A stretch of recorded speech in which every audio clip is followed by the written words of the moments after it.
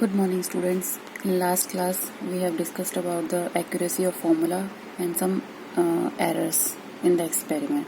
Today, we will discuss about some errors called absolute error and how to calculate these errors. ठीक है. First मैंने आपको कुछ errors पढ़ने के लिए दिए थे कि कौन कौन से एरर्स होते हैं, उनके आपने रीड कर लिया होगा कि एरर कौन कौन से होते हैं. ये थ्योरेटिकल चीज़ें इंपॉर्टेंट नहीं है, बस आपको एक बार गो थ्रू करना है कि एरर्स कौन कौन से होते हैं. ठीक है. इसको कैलकुलेट कैसे करते हैं वो बताती हूँ. जैसे कि न्यूमेरिकल किस बेसिस पे आएगा. जैसे आपको दे रखा है डेल्टा एक्स, किसी में एरर है कितना, एब्सोल्यूट एरर आया है ये आपका कोई एब्सोल्यूट एरर. ठीक है. और डेल्टा एक्स बाय एक्स क्या होगा आपको, relative error. Relative error in the measurement.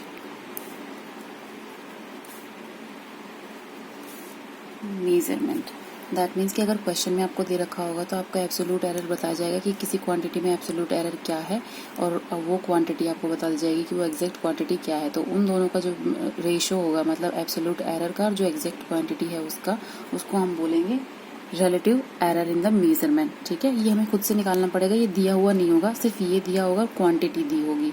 ठीक है. अब हमें क्या करना है, अगर इसका परसेंटेज निकालना हो तो हम इसको मल्टीप्लाई करेंगे. जैसे मैथमेटिकल टर्म में हम मल्टीप्लाई करते हैं, ये होता है परसेंटेज एरर. Percentage error. ठीक है. तो कैलकुलेशन कैसे होगी, क्वेश्चन अगर दे रखा हो, अगर क्वेश्चन में आपको दे रखा हो जैसे फॉर्मूला बेस्ड है, तो उस फॉर्मूला में अगर एरर का फर्स्ट इसके टाइप है, अगर वो एरर दे रखा है उस फॉर्मूला में यूज हुआ है. जैसे फर्स्ट है हमारा ए और बी दो क्वांटिटीज हैं. ठीक है. मीजर्ड वैल्यूज हैं, ए और बी दो क्या है, मीजर्ड वैल्यूज. और इनमें क्या है, एरर कितना आया है, delta A and delta B. ठीक है. तो अगर हमें चेक करना है तो z जो होता है, z जो है कोई भी क्वांटिटी है, और उसमें जैसे कि फॉर्मूला मैंने आपको बताया था रेजिस्टेंस का. जैसे आपने 10th क्लास में पढ़ा होगा, रेजिस्टेंस क्या होता है, रो एल डिवाइडेड बाय ए. तो इसमें क्या बताएंगे कि लेंथ को मेजर करेंगे और एरिया को मेजर करेंगे, तो कुछ एरर इसमें आएगा, कुछ एरर इसमें आएगा. जो ये तो होती है, ये तो कांस्टेंट होती है किसी मटेरियल के लिए. क्या होती है, किसी मटेरियल के लिए क्या होती है, कांस्टेंट होती है. तो जो एरर आएगा वो एल आएगा और ए आएगा. तो जो इसमें हम एरर लिखना चाहेंगे वो कैसे लिखा जाएगा, delta L divided by L plus delta A divided by A. ये टर्म कांस्टेंट है, इसको तो हम छोड़ देंगे. ठीक है. तो ये फॉर्मेट होता है. इसी तरीके से मैंने बताया है कि अगर ये डिवाइड में है दोनों, अगर दोनों का एडिशन हो रहा है, मतलब फॉर्मूला में दोनों का एडिशन हो रहा है, तो हमारा जो एरर लिखा जाएगा डेल्टा जेड, वो किसके इक्वल लिखा जाएगा, delta A plus delta B, दोनों के सम के इक्वल. अगर जेड दे रखा है आपका ए माइनस बी, ठीक है, तो भी आपका डेल्टा जेड क्या लिखा जाएगा, delta A plus delta B. अब आप पूछोगे कि एडिशन और सब्सट्रैक्शन में सेम क्यों, क्योंकि जो एरर आता है वो तो क्वांटिटी में ऐड ही होता है, चाहे वो सब्सट्रैक्शन हो फॉर्मूला में, चाहे वो एडिशन हो. ठीक है. अब नेक्स्ट है हमारा कि अगर मल्टीप्लीकेशन हो रहा हो, ए मल्टीप्लाई बाय बी, तो डेल्टा जेड क्या लिखा जाएगा आपका, delta Z divided by Z delta A divided by A plus delta B divided by B. ठीक है.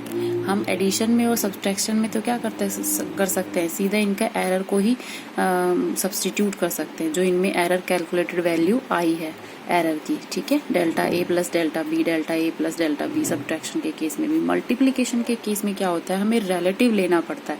ठीक है. हमें क्या करना पड़ता है, रिलेटिव लेना पड़ता है. ठीक है. तो z का रिलेटिव क्या बनेगा, delta z divided by z और equals to delta a divided by a plus delta b divided by b. और अगर आपको क्वांटिटी दे रखी हो a बाय b, देन आप क्या लिखोगे, delta z divided by z equals to delta a divided by a plus delta b divided by b. मतलब multiplication के लिए और डिवाइड के लिए दोनों में सेम रहेगा. ठीक है, गॉट इट स्टूडेंट्स, यहाँ तक क्लियर है। अब नेक्स्ट हम लेते हैं कि अगर किसी क्वांटिटी में फॉर्मूला में किसी जैसे कोई क्वांटिटी दे रखी है उसके फॉर्मूला में पावर का कॉन्सेप्ट आ जाए, अगर मतलब उस ए और बी की वैल्यू किसी पावर में होगी तो वो हम कैसे लिखेंगे। जैसे एग्जांपल ले लीजिए जेड की, जेड इक्वल्स टू हमारे पास क्या है पी, बी की पावर क्यू एंड सी की पावर क्यू। तो इसका हम फॉर्मेट कैसे लिखेंगे, इसका फॉर्मेट लिखने के लिए हमें क्या करना पड़ेगा, रिलेटिव ही लिखना पड़ेगा, delta Z divided by Z. जो ये पावर है ये इसके मल्टीप्लिकेशन में आ जाती है, और delta A divided by A same B के साथ होगा, इसकी जो पावर है वो मल्टीप्लिकेशन में आ जाएगी, and delta B divided by B same हमारे पास ये होगा सी के लिए,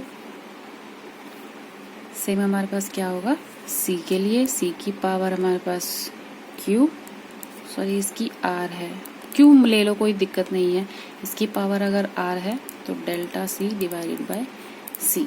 सेम कॉन्सेप्ट है कि इसमें डिवाइड था फिर भी सम हुआ था, क्योंकि एरर्स जो हैं वो कंप्लीट उसका सम ही होगा, चाहे वो सब्ट्रैक्ट हो रहा हो, चाहे वो मल्टीप्लाई हो रहा हो, चाहे वो डिवाइड हो रहा हो, और चाहे उनकी पावर्स हो, ठीक है, इसमें कोई चेंजेस नहीं आएंगे। तो ये फॉर्मूला इम्पॉर्टेंट है, ठीक है, कोई भी क्वांटिटीज के लिए इम्पॉर्टेंट तो ये भी हैं, लेकिन फॉर्मूला के ऊपर डिपेंड करेगा कि फॉर्मूला कैसा आएगा। जनरली जो फॉर्मूला दिया जाता है वो इस तरीके का दिया जाता है कि जिसका फॉर्मेट पावर में होता है और उसका जो एरर्स हैं वो इस तरीके से लिखे जाते हैं, ठीक है। तो डिवाइड के लिए बता दिया आपको, मल्टीप्लिकेशन के लिए बता दिया, और कुछ पावर में दिया हो तो ये चीज़ मैंने आपको क्लियर कर दी है।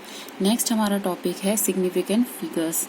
सिग्निफिकेंट फिगर्स में क्या है कि जैसे हम जीरोज को कैसे काउंट करते हैं, जीरोज को कैसे काउंट किया जाता है, मतलब अगर वो पॉइंट से पहले जैसे हमने लिख दिया कि 0.05, ठीक है, तो इसमें सिग्निफिकेंट वैल्यूज कौन कौन सी होंगी और अनसिग्निफिकेंट वैल्यूज कौन कौन सी होंगी। तो इसकी कैलकुलेशन के भी कुछ रूल्स होते हैं, वो रूल्स क्या क्या होते हैं। सिग्निफिकेंट फिगर पढ़ लेते हैं हम पहले, क्या होता है सिग्निफिकेंट फिगर, फिगर, ठीक है। इसमें दो वैल्यूज होती है, एक रिलायबल वैल्यू होती है, एक अनसर्टेन वैल्यू होती है। रिलायबल, एक अनसर्टेन, टू वैल्यूज होती हैं, ठीक है, रिलायबल और अनसर्टेन, ठीक है। तो जैसे कोई एग्जांपल ले लिया मैंने 1.726333 कुछ आता जा रहा है, ठीक है। तो अगर हम इसको सिग्निफिकेंट डिजिट्स में लिखना चाहें, हम दो ही सिग्निफिकेंट डिजिट्स में लिखना चाहेंगे तो हम कैसे करेंगे, दो सिग्निफिकेंट डिजिट्स मतलब कि 1 2, तो इसको भी हटाना पड़ेगा। तो हम 7 पे कुछ चेंजेस लेके आते हैं, जैसे वो बताते हैं ना कि अगर ये क्वांटिटी 5 से ज्यादा होगी तो इसमें इंक्रीमेंट हो जाता है 7 में 1।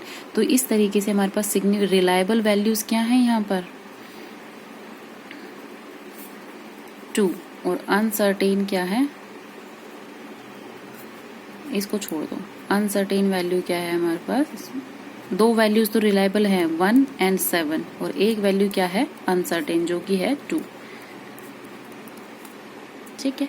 इस तरीके से हम ये कैलकुलेट करेंगे सिग्निफिकेंट डिजिट्स, किस किस तरीके का जो रूल्स होते हैं, मतलब कि रिलायबल और अनसर्टेन का मतलब मैंने आपको बता दिया कि रिलायबल क्या होता है और अनसर्टेन क्या होता है। तो ये तो बेसिक फॉर्मेट है सिग्निफिकेंट फिगर्स का। इसमें कैलकुलेशन कैसे होगी कि वो उसके कुछ रूल्स होते हैं, वो मैं आपको डिस्कस करूंगी नेक्स्ट क्लास, नेक्स्ट लेक्चर में।